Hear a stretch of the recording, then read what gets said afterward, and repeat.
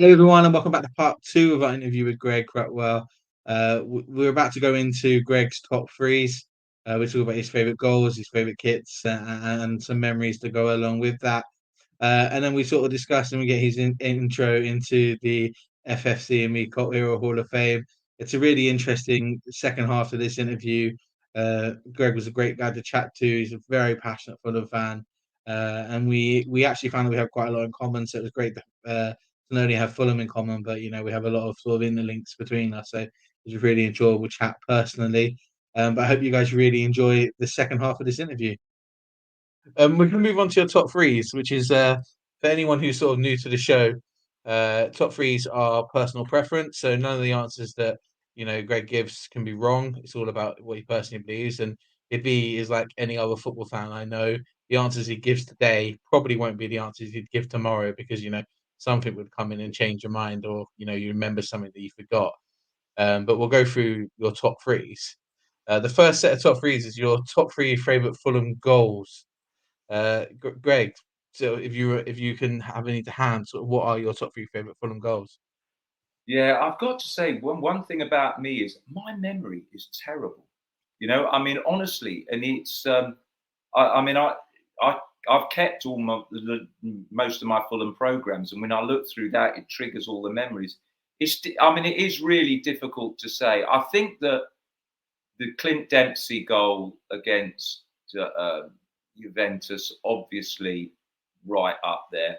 I mean, for me, I'd have to have that.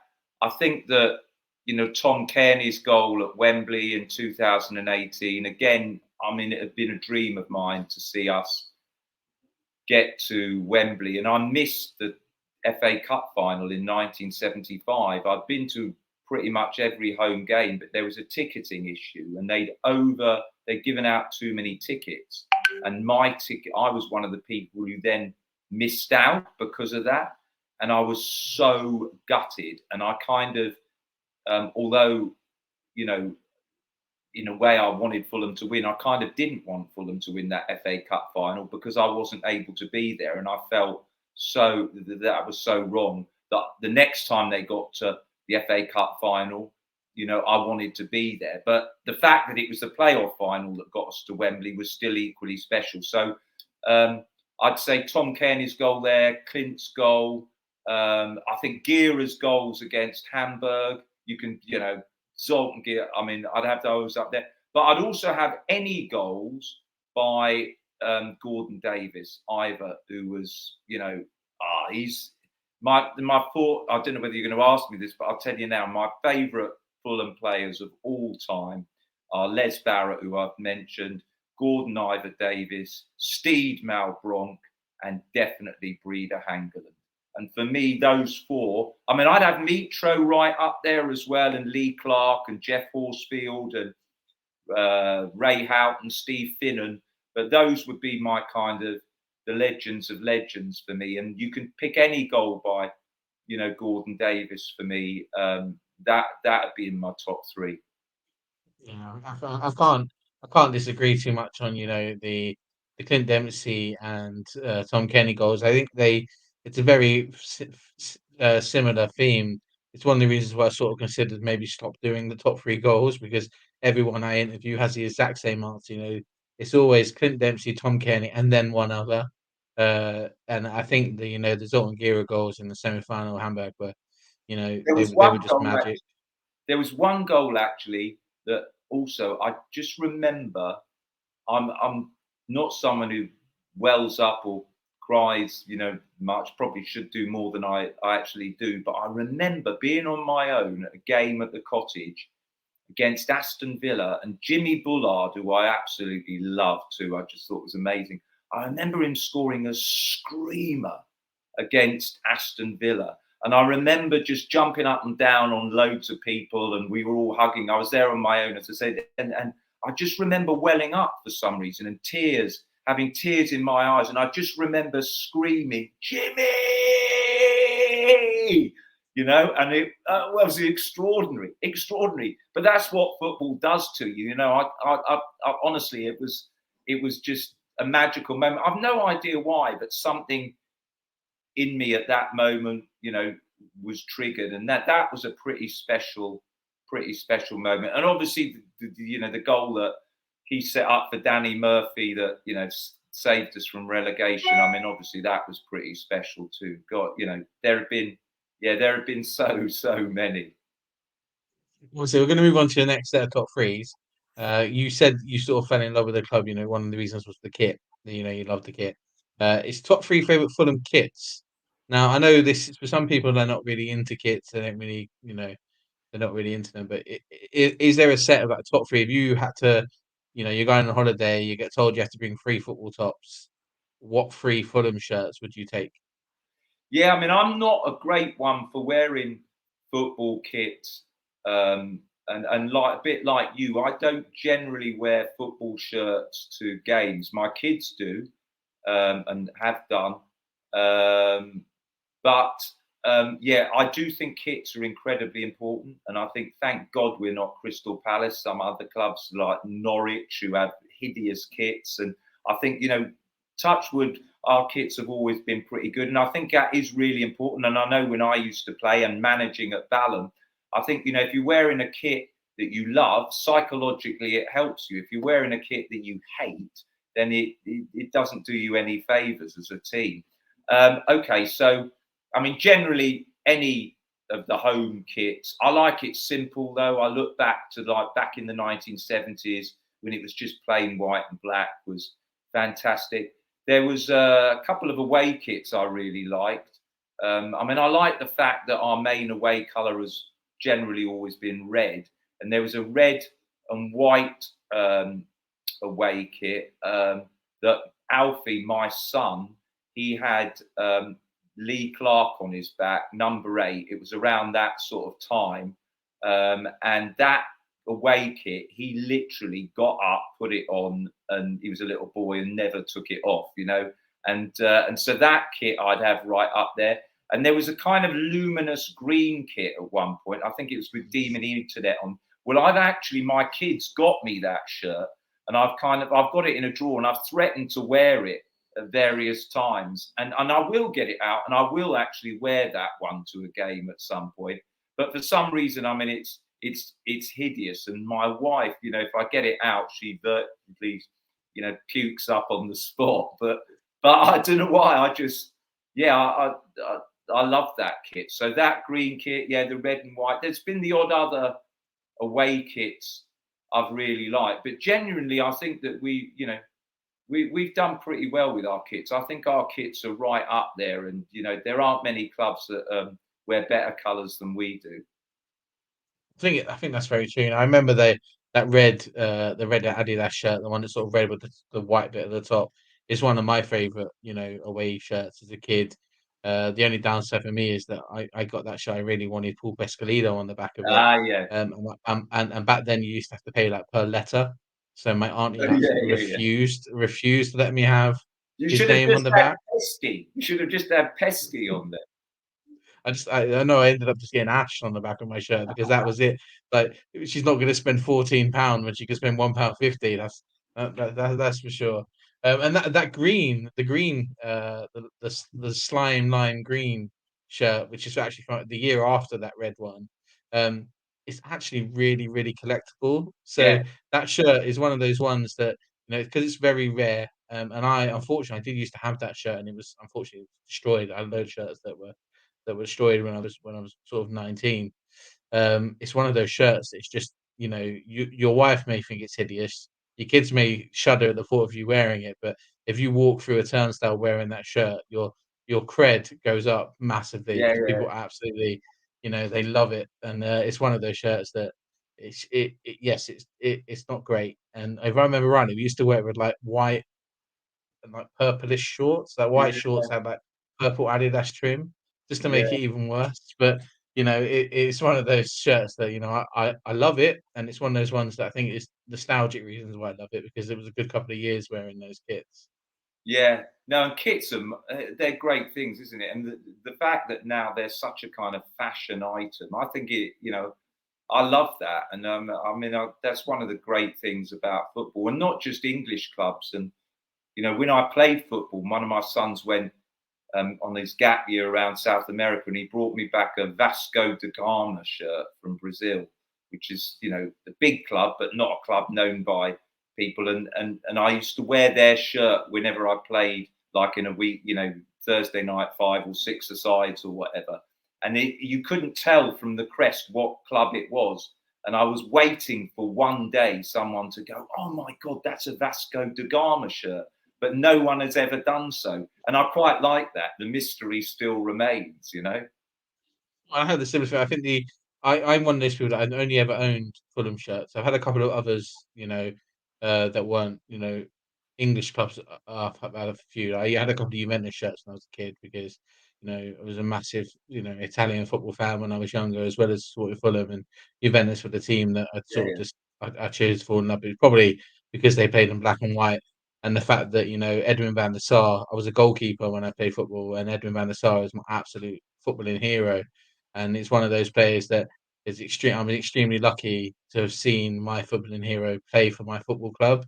And not many people who support teams on the level of Fulham get to say that. You know, that the player that they idolise the most has played for their football club. It's That's one of those pretty things that is special. absolutely special. Yeah, we've had some amazing keepers over there. I mean, Van der Sar's right up there. I think Bernd Leno is, you know, he's been amazing for us so far. I mean, I was at Goodison Park on Saturday, and he was ridiculously good. And then Schwarzer, and there's been so many over the years. Jerry Payton, way back when, was kind of always my favourite. I don't know why. I've just got a soft spot for him. But we've had some great keepers over the year, and you know, to have had Van der Sar like we did when we did was, you know, I mean, pretty amazing, wasn't it? You know, that sort of time, and you know, the sort of Tigana era was just pretty special, really. You know, to have had Van der Sar, and then to have had all the players, that front three of, you know, Louis Sahar and Barry Hales and Boa Morte was unbelievable, wasn't it? Ridiculous. Yeah, it's one of those ones that, you know, that was the sort of time period when I was going to more and more away games, like that promotion year. You know, I remember that the Huddersfield away game, the one that, you know, everyone turned up to. So obviously it was the game that we won promotion. They they took the mick that day. They were just playing keep ball, and you know, Huddersfield didn't stand a chance. It was just one of those things that when they were on it, and they no one in obviously the League One, obviously now the Championship, stood a chance playing against them because they were just, you know, if one wasn't going to get you, the other one would, and it was impossible to mark. You know, they tried to mark Louis Sahara out of the game, and then Barry Hales would step up and do Yeah, his thing. And if they tried to mark both of them out of the game, then Belmonte would be there. It's impossible. I definitely wouldn't have wanted to defend against a front three like that. no, no, no. And I mean, I know Would it have been was scary. I know it was the championship, but just for any front three, I think I may be wrong, but I've got a feeling like Louis Sahar got like 32 or 35 goals that season, and Hales and Morte got like 27 each or something. I mean, the stats were ridiculous, and I mean, it was just a front three, you know, made in heaven basically, and they were all just such great characters as well. So yeah, brilliant, but. Yeah. So anyway, yeah, That's when we finish this interview, no doubt other kits will suddenly spring to my mind. But yeah, those are the ones that yeah, I can think of at the moment. And we're going to move on to your next set of top threes, which is your top three favorite Fulham games. But these don't have to necessarily be games that you attended, but you know, if you could think back, you know, on your life when you're sort of really old, about there's three games of football that Fulham played that you could re-watch. What would those three games be? Yeah, I mean it's probably a standard and probably a pretty boring answer, but you know the Juventus game is the best game of football I've ever been to in my life. You know, I was there with my mum. I was there with my son Alfie. It, I just could never ever imagine that little old Fulham would beat Juventus 4-1 under the circumstances we did, and in the way we did. You know, coming back from basically being dead and buried. It was that was just unbelievable. God, there've been so many Great games. I still look back. I mean, going back to the start of our conversation, that first game I saw, Fulham, which was kind of literally was like, meeting whoever it is, the girl or the boy of your dreams or whatever, and you just instantly fall in love. And I honestly, that is what happened for me that day. I instantly fell in love, and I came out of that ground at the end, and Fulham was sold on me, and I knew it was going to be Fulham and me forever till I die, and I'd fight to death for Fulham and whatever. I've got a Fulham tattoo up here, and so I'd have to have that one there, and gosh, I don't. There's one game that was pretty special. I don't want to give too much away. That I think it's in the podcast in the next episode coming up. But there's a game when we came back from 2-0 down to beat Tottenham at Loftus Road. I think it was like in 2004 when Leggy Legwinski scored the winner, and that for me was pretty special. That was a pretty special game. And there's been when we beat Man U at home. Oh God, what was that like? I'm just trying to think. I have to say to you, my memory is terrible. I can't remember the year. The 3-0 game. Yeah, that one. The one where Paul Scholes got sent off. Yeah, that was the one. I mean, that was pretty amazing. And I've got the article of that, like from the next day. I think it was in the Observer, and I've got it cut out. And they did a player rating, and every Fulham player got 10 or something. It was like ridiculous. I've got that, and I've got the Juventus one framed, and I've got the report from 2018, the playoff final. They were all pretty amazing. And even games like when with the playoff one, when none of us were there, when Joe Bryan scored the 2 goals. That was pretty, because it was kind of surreal. I was actually watching that in a football club in Bennell in Suffolk, a little village in Suffolk, with Rach, my wife, and a couple of kids, and a couple of my kids. And we were watching it there, and we went out afterwards, and it was like, because you were in the middle of Mars Many, it was like absolutely pitch black. I mean, so black. And we were singing in that pitch black, and just over the moon, and so that game was really special for different reasons. So I've given you more than a top 3, but I think like they're a great set of games. For me, you've always got to have your first game in there. For me, I don't remember my first game because I was like 10 weeks old and in a buggy, so I don't remember it. But some of the games I remember, my first sort of memories, say, are probably 93, 94. Some of those games I probably wouldn't want to rewatch again. Because they weren't necessarily great. But I think you've got to have that in there. The Wembley game makes sense. Juventus game makes sense. And that Joe Bryan final is one of those ones for me that yes, it was great. We got promoted back up to the Premier League, and let's not talk about the season afterwards and how dreadful that was. But that whole final was so special because I think it was. You think about it was coming to the end of sort of lockdown rules. We were allowed to sort of have people around the house again, as long as they were sort of like in your bubbles. And I had my cousin and my brother around my house to watch that game, and it was the first time we were sat on like 3 separate chairs on 3 different corners of the room. But it was just experiencing football again with not just myself or my daughter, who would occasionally sort of come in and watch. But it was experiencing football again with other people that was so special. And obviously the win was great. And I did a sort of similar thing to you, but I did it in a residential area in the middle of South Croydon, rather than sort of like the fields of Suffolk. But I couldn't really help it. There are so many ordinary games that don't spring to mind now that would be special. And I know that growing up, I was probably in my late teens, early 20s, when Malcolm McDonald was manager, and that team, I absolutely loved it, with Tony Gale and Roger Brown at the back, and Paul Parker and people. And, that was Ivor, Gordon Davis. That was amazing. And I can't think off the top of my head of any games in particular, but there will have been some games there that I would rate, have potentially in my top 10, if not top 3. I mean, over the years, obviously, when you supported a club for 53 years, you've seen quite a few games, so These games you it, forget. it is really, it is really difficult to say. And there've been some games that are special for the wrong reasons, because it's all gone horribly wrong. But you kind of, you kind of remember them, maybe not for the right reasons, but they're kind of special in their own way, because you kind of think, well, we've hit the bottom of the barrel, now the only way's up, and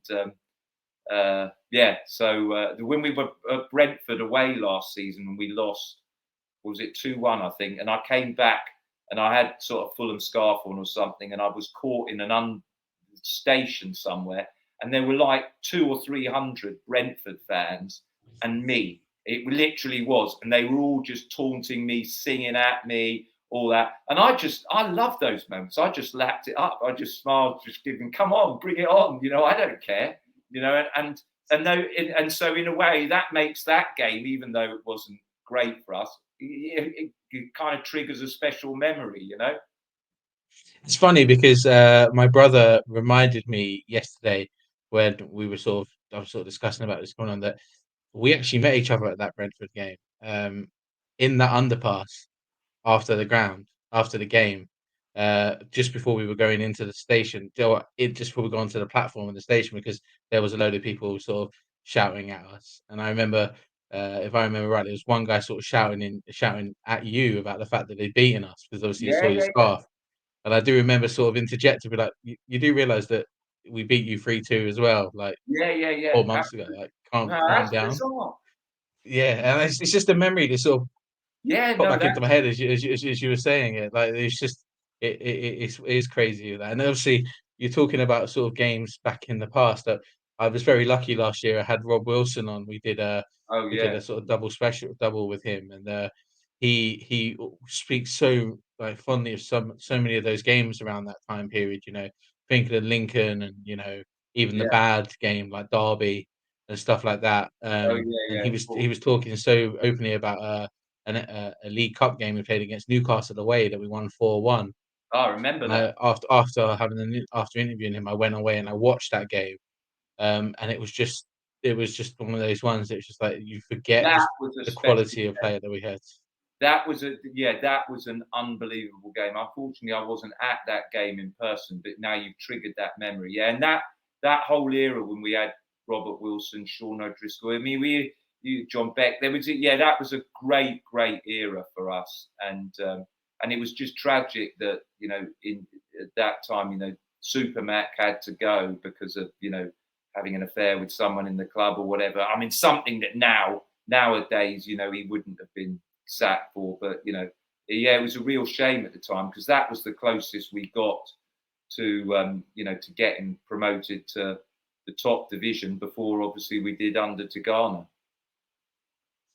Yeah, I agree with you. We're going to move on to your last set of top threes, which is your top three favorite moments and memories. Now, these are obviously moments that are not match based, but sort of moments that sort of reaffirm your love for the football club. Do you have any sort of memories that sort of stick out for you?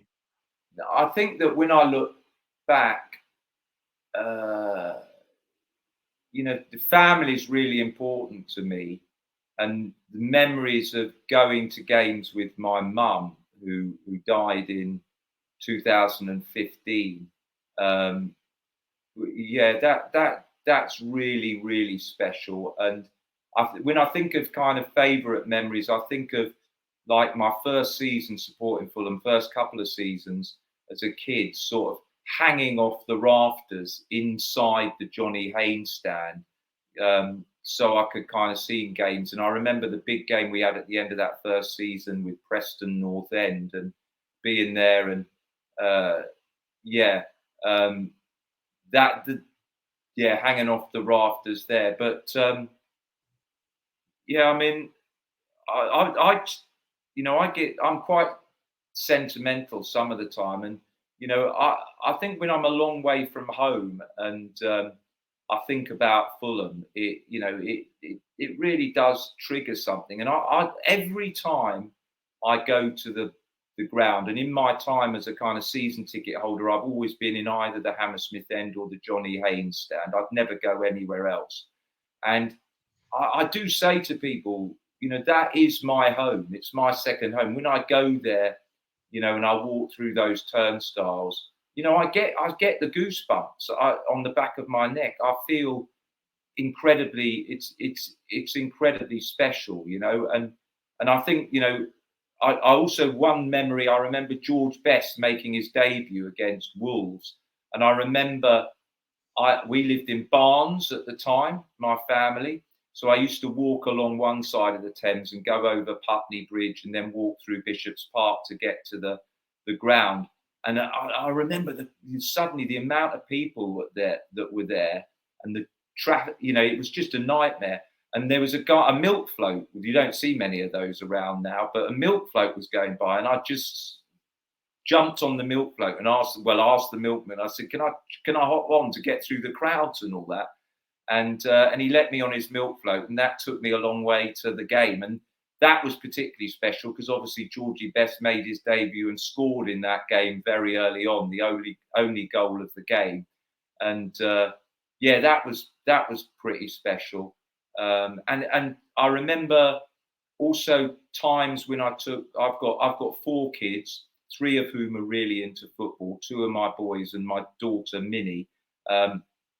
And I remember special moments the first time I took them to see games at Craven Cottage. And I used to stand on the Hammersmith end. And do you remember when they had the barriers up, and I always remember watching games, and like I'd have Alfie, my son, there, and Minnie, my daughter, and they would be like, 6 years old and 3 years old. And I used to have my arm round, sit them on the barrier and have my arm round one of them each with me in the middle and watching the games. And I look back and, that those kind of memories, they're so special. Now they're like, Alfie's just turned 30 and Minnie's like 27, and, they're both still football mad. And my daughter Minnie plays for Dulwich Hamlet. She plays for their first team.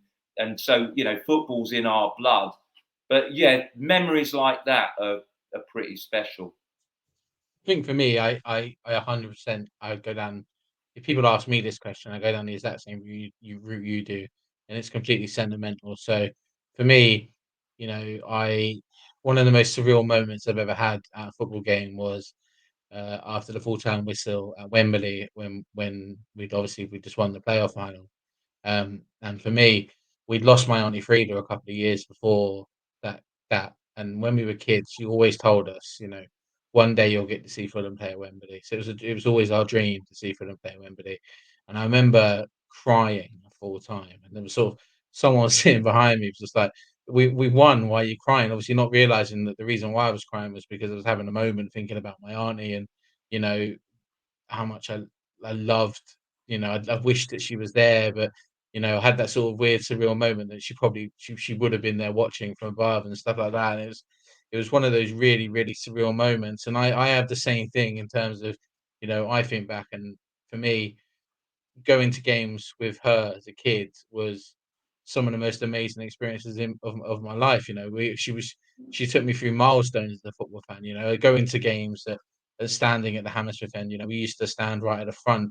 If you remember the old sort of barrier that used to go down the middle of the Hammersmith end, used to have that Yeah, I yellow know. sort of Yeah, the yellow sort of get. We used to play down the front and watch games from there. And as she got slightly older, she moved and she had a season ticket in the Riverside, and we used to watch the first half of games when we were shooting towards the Putney end in the Riverside, then go down to, sneak in at the side at the Putney end, and then watch the Hammersmith end and watch games from the Hammersmith end. And those surreal moments are absolutely there. And she's one of those people that, for me, my biggest influence of being a football fan is my auntie. Being a Fulham fan is my auntie.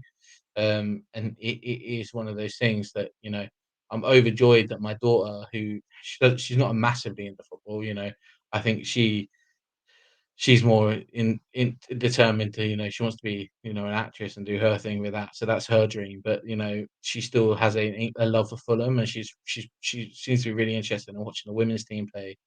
Yeah. So this I've given her some passion towards it, not necessarily as much as mine, but I love the memories of taking her to games. I can't wait. My son, he's just he's just turned 3, so I'm waiting for him to get a Oh, bit bigger to introduce him to going as you're well. not But yet.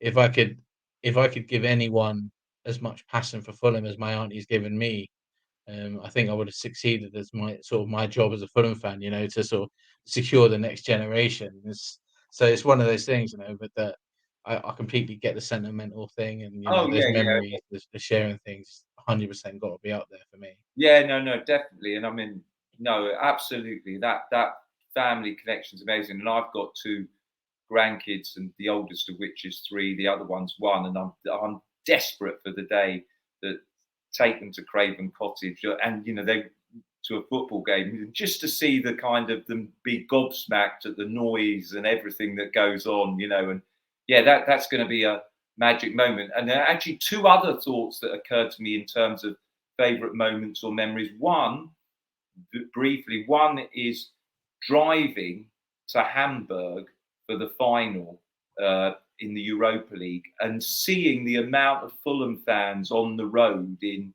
Holland and Germany. And I remember us tooting. I went with Alfie, my son, and a friend, and 2 or 3 other boys, Fulham supporters, and we all went in a big car, an estate, and I remember tooting at like taxis in Germany with cab drivers with their Fulham scarves hanging out and all that, and just being on the road and knowing you were all going to this final in Hamburg, driving together.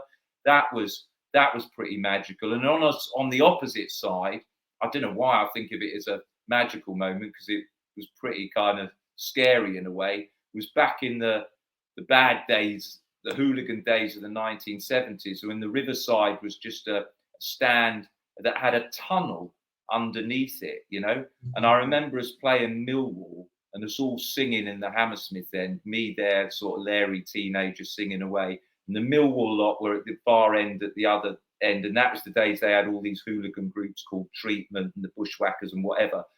And they were all there singing. And then suddenly there was a big hole at that end of the Putney end of the ground. And then you heard this, and you knew that they were all coming through the tunnel, and they were running in the tunnel that was, where the Riverside stand was, and coming towards the Fulham end. And that Fulham end emptied pretty bloody quickly that day, But even things like that, or going to the Den and stuffing your scarf in your underpants or something, when they're kind of, you obviously you don't want those days back, because there was so much about them that was bad, but there's kind of special memories too, when you kind of 100%, they stick yeah. in your memory. 100% they do. Sorry. Obviously, I don't want to bore you too much. No, they're special memories, and they Yeah. 100% stick. Like, I don't want to bore you too much. You're sort of telling me about my story, but I have one very specific memory as a kid, and it was we played Brighton away in a game, and it sort of in Brighton's old ground. It used to be sort of around the side that the train station was, and we were all walking back to the station after the game, and it sort of kicked off a bit. And my auntie Frida, who was walking me, who's like 7, and my cousin, who's 9, back to the train station, was shouting, probably getting just the woman she was, like the inspirational woman she was, just angrily shouting at people, about the fact that they're kicking off, like they were embarrassing themselves, and probably making a little bit too much attention towards us, to be fair. And then my uncle, who was with us as well, sort of, I remember being thrown over into someone's front garden, Wow. like to get out of the way of people that were sort of running Yeah, down the street fighting. And my auntie Frida, being sort of the sort of open sort of South London woman she was, knocking on this woman's door and asking for a cup of tea. She's like, "We're going to be here for a little while. You can charge for a cup of tea." that's great. It's just one of those memories that I always have. Talking about Millwall and stuffing your scarf down down your trousers. My brother used to play for Millwall's academy, Oh, and really? the if you remember the night we won 3-0, the Friday night we won 3-0. Yeah, yeah. Yeah, he had training that day, so we all met at Bermondsey Station to go. We went down onto the high street that's just down there. We know they we come out the station. The police are like, "That don't Fulham fans don't go down onto the road." I have to go down the road. I need to go meet my brother because he's got our tickets, and we can't get through to the next section until we go through down there.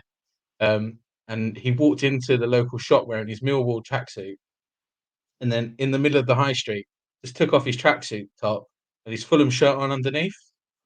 And it's just like, Brilliant. what are you doing? Like, Yeah, yeah. what are you doing to us? And then he just brazenly walked through this crowd wearing his Fulham shirt. It's just like, I Fantastic. just I couldn't believe that he had the balls to do it. Yeah, To be yeah, actually yeah. honest with you, it But was just that like that you're absolutely nuts. that you see when you talk, you trigger memories because one of the great games that I took Rach, my wife, to was the game under Jokanovic at Millwall. You know, the when we and I remember coming out of that game and the police kind of cordoned us off and we were all singing 22-22 Yeah, undefeated, you know, yeah, and you could see all the Millwall fans were looking down from the train station or whatever, like rabid dogs, you know, desperately wanting to get to any Fulham fan they can. And we were able just to look up at them and sing. Those kind of things are magical. And the whole sort of danger around football. I mean, don't get me wrong, I'm not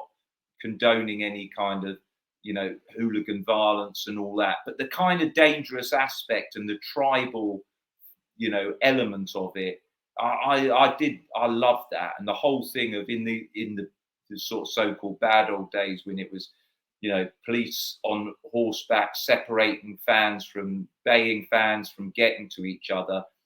There was something exhilarating about it. It's not right, but there was something about the sort of the taunting and the singing, and you felt like you did feel so kind of tribal and so together, and so you know, not all in a good way, but those are kind of special memories as well, really.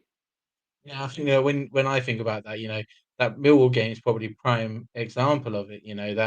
Because obviously that whole Millwall away end is designed that you know away fans and home fans don't even see each other again until they're either going into the train station or being shepherded onto coaches if they're sort of Yeah, further yeah. away than us London fans.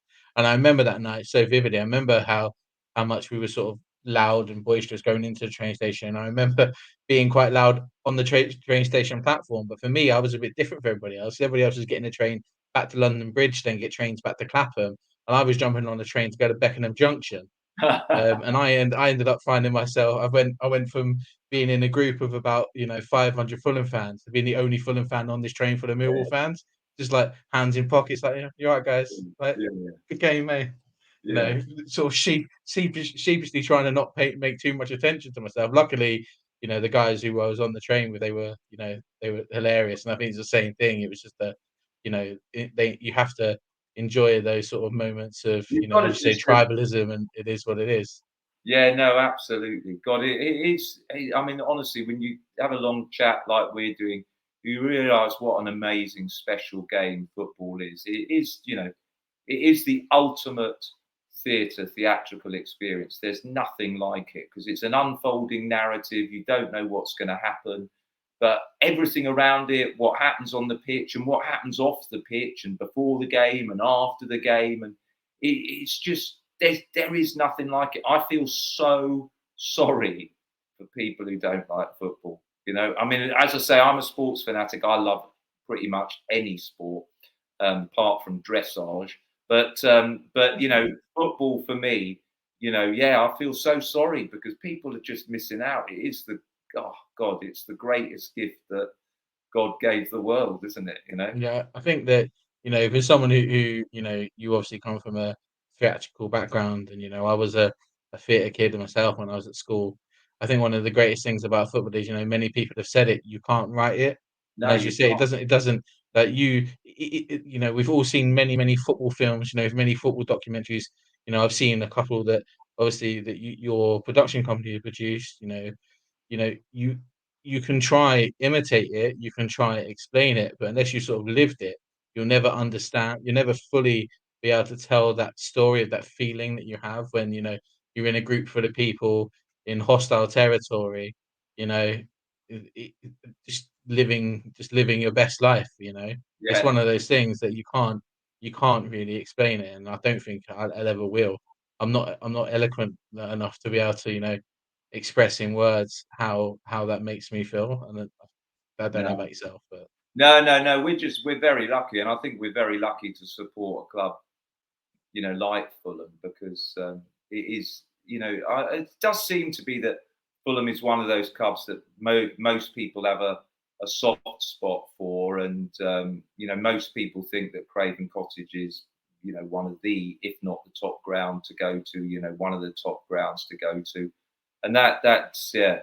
That's amazing. The only thing that cheeses me off is that I think Chelsea regard us as a bit of an irrelevance. It's not like they hate us like we hate them. Again, I talk about that in the podcast, but they just sort of pat us on the head and just sort of think that, oh, little old Fulham. But so that's why us Fulham fans with chips on our shoulders about Chelsea, if we beat them or even if we get a draw against them, it's pretty special, really. So yeah, it's a no, I great. agree. I always described it as little brother syndrome in the Yeah, sense of exactly. It is. like it's if we get any form of small victory, we have to grasp it and Yeah, fully absolutely. accept it. Whereas for them, they sort of expect to win, so it's Of not it's course not, they not do. the same, is it? Of So course they do. it is what it is. We're going to move on to the last section of the show, which is the FFC&Me Cult Hero Hall of Fame. We've just started a new series of FFC&Me, so there's only one name been entered into the Cult Hero Hall of Fame so far, and that was Sean Davis, who was entered in by Ben, who was on our last episode. So, Greg, give us somebody who you would enter into the FFC&Me Cult Hero Hall of Fame. Right. Okay. Well, Sean Davis is a great. He was amazing, and the Wandsworth boy and local boy, and to play in all the divisions for us was amazing. But I'd like you to put John Pansel in the Hall of Fame. I mean, John Pansel was. I mean, there was no one like John Pansel. I mean, the guy was mad as a hatter, and he obviously, I think he'd come to us from West Ham, where he wasn't really liked at all, and he hadn't sort of torn up any trees anywhere. But he came to Fulham and everyone just fell in love with him. And, he used to do this amazing lap of honour, running round the ground, blowing kisses to his adoring fans, and he was great for us on the pitch as a kind of, as an attacking right back. He was brilliant. But his just sort of whole personality exuded love and happiness. And obviously I think that clearly his greatest times as a player was when he was at Fulham. And I've never known of a player doing anything like he did. That thing, as I say, of running round, blowing kisses everywhere, right round the ground. It wasn't like it was just to a small portion of people. But I think for that, he should be a cult hero, Hall of Famer for sure. I'm surprised, it's a series 2 of our show that he's not been put in before by other people, because for that exact reason alone, he for me is the exact definition of a cult hero. He's not the greatest footballer who's ever played for Fulham, but he was one of those players that every week you knew you got 100% of his effort. Yeah. No matter who we played against, he always tried his hardest, and you can't help but love that. And that whole lap of honor thing, there was a mutual appreciation for him, and you can tell it. I've heard him since he's sort of retired explain why he did it, and it was just a case of that fans used to help you get through games, and you loved them for it. So you've got to show them that you appreciate them, and that's just how he chose to do And it. that And was, you and know, that again, coming back to things, that was kind of the ultimate humility, wasn't it? Because he wasn't running around in a me sort of way. You could tell he was genuinely, I love you, thank you so much for your support, for helping me get through this game and all that. And there was such joy on his face, And oh yeah, I mean, and as I say, I don't know of any player anywhere who's done something quite like that, and therefore I think he has to go down. He's a cinch for a Hall of Famer. Yeah, 100%. I think I agree. I can't disagree to be sure. To be honest with you, he's of that era of mine when I just sort of become an adult watching football, and he's one of those ones that you, when you're an adult finding another adult that you just love. And I remember taking my mates to games for Fulham in those days, that didn't support Fulham. And after every game, they'd be like, What is he doing?" It's just like he's just lapping it up. Win, Yeah, lose or draw, he does it, and he's one of those things that he's appreciated for it, he's loved for it, he's remembered for it, and long may that continue because he deserves to be. Because you say he didn't pull up any trees at West Ham. He didn't really pull up any trees after leaving Fulham, but he was a good servant for the club, and I think that he deserves to be remembered for it. So he's a great entrance into yeah, the Hall yeah. of No, Fame. I mean, I'd have him. The other ones I'd considered would be Roger Brown. Do you know Roger Brown, who was an amazing Yeah, centre half for us, played next to Tony Gale, who was just like the ultimate warrior. I'd have him high, and I'd also have Lee Clark right up there, who obviously played alongside Sean Davis. And one of the magic moments I remember going to see Fulham play Newcastle, and I remember the whole ground, both sets of supporters in unison singing, "There's only one Lee Clark, my lord," or something, and that was another sort of goosebumps moment to hear both sets of fans in unison appreciating the kind of player he was. And both him and Roger Brown were kind of, blood, guts, and thunder players who just kind of so committed, just honest working class boys who just gave everything for the cause, and they were magic. But I think, yeah, as I say, going for one player, I'd go for John Pansel for the reasons I've given. well, but to be honest, Roger Brown was actually inducted into the FFC&ME Cock Hero Hall of Fame last season. Oh, good. For Good. that exact reason. And Lee Clark has been one of those players that has been mentioned, like honourable mention by a lot of people for that exact reason. And I think I know some people that struggle to put Lee Clark in because they think he was too much of a good footballer to be into a cult hero status. But 100% he deserves to be. So someday, I think it won't probably be soon that someone that will put him in on the show. So we'll go from there. Greg, thank you so much for all your time. I really appreciate, we've been doing this for like over an hour and a half now. So I really appreciate you giving me all the time. I really appreciate talking Fulham and talking, Balham and everything to do that you're doing. So I really appreciate your time. So thank you for coming on.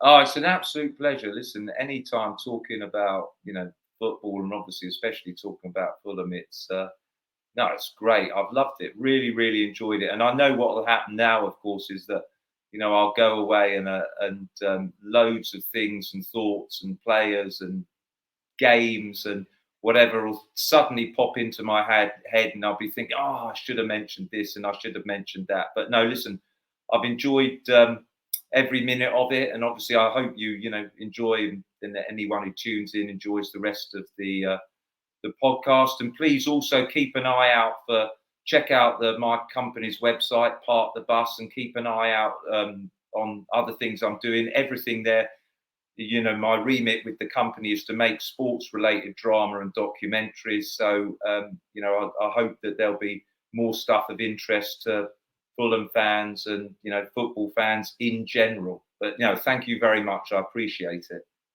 It's fine. As I say, as someone who's listened to the first three episodes of Hollywood and Fulham, it's absolutely brilliant. They're not long episodes. It's a great sort of biographical look at yourself, and it's brilliant. And as far as Park the Bus go, I've seen a couple, or I've seen one of the documentaries that was produced by Park the Bus about refereeing, which was absolutely fascinating to watch. And if anyone hasn't seen that, I know it's available to watch on Amazon and YouTube.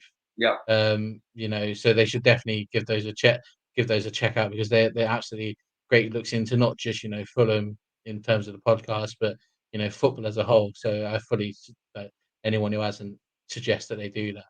Well, that's great. And listen, as I say, I really appreciate your interest in talking to me, and and the help and support, and come on, you Whites, for the rest of the season. You know, we've got off to a great start, 3 points at Everton. It was a bit of a smash and grab job, wasn't it? But unfortunately, I'm going off to the World Athletics Championships on Friday, so I'm going to miss the Brentford and the Arsenal game, which I'm gutted about. But I'll be back for the Man City game and the Spurs, Carabao Cup game. But it's going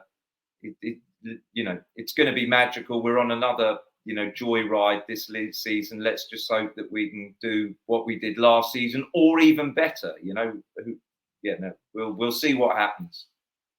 Obviously, this is going to be coming out just after the Brentford game, so hopefully we're all just as buoyant then as we are now. But as I say, Greg, thank you very much for your time. It's an absolute pleasure.